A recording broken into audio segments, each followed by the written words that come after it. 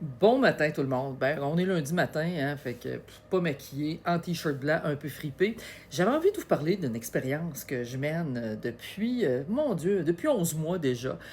On appelle ça hein, du très low expérience parce que c'est rare hein, que je vous parle comme ça à la caméra. Puis cette expérience-là, c'est Cadence Zéro, c'est-à-dire le podcast que j'ai commencé à produire avec mon conjoint. Production de sous-sol, hein? Ben, faut dire qu'on est deux techies, fait que dans le sous-sol, il y a pas mal de stock. Fait qu'on a quasiment un studio au complet, là, hein, c'est quand même quelque chose. Or, on avait pris consciemment la décision de ne pas mettre nos faces, de ne pas se filmer finalement, de ne pas être à la caméra en train de vous dire comment qu'on est donc bon dans ce podcast-là. Fait que je me suis dit, qu'est-ce qu'on va faire? Parce que les compagnies essayent toutes hein, de faire des podcasts. Bon, j'en vois plein sur Radio-Canada. Là. On vous parle d'assurance avec un visage connu de la publicité ou des téléromans québécois. On vous parle de santé avec un autre acteur ou comédienne super connu parce qu'on a cette idée-là hein, que dans l'économie de l'influence, de la création de contenu, il faut que ça soit le contenu, hein, disons, c'est la face qui vous parle. C'est pas nécessairement ce qui est là comme information. On n'est même plus dans un... Je dirais qu'on est en train, hein, Michel Sabat disait, divertir, hein, informer finalement ou influencer.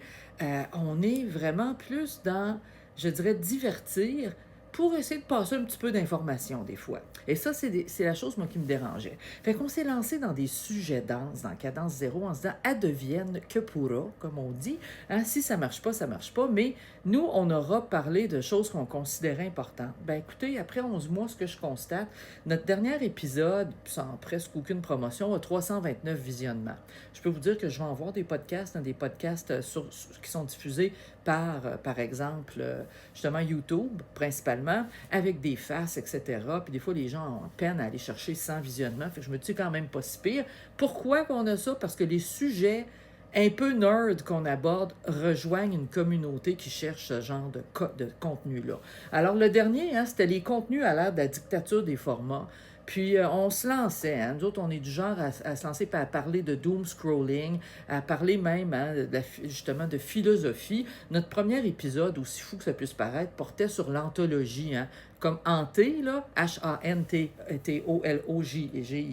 Cette théorie-là, hein, qui a été vraiment, je dirais, étayée beaucoup par Mark Fisher, un philosophe britannique qui commence à être très reconnu, mais qui est décédé trop tôt, hein, en 2017, et qui vraiment nous a laissé beaucoup de matière pour réfléchir.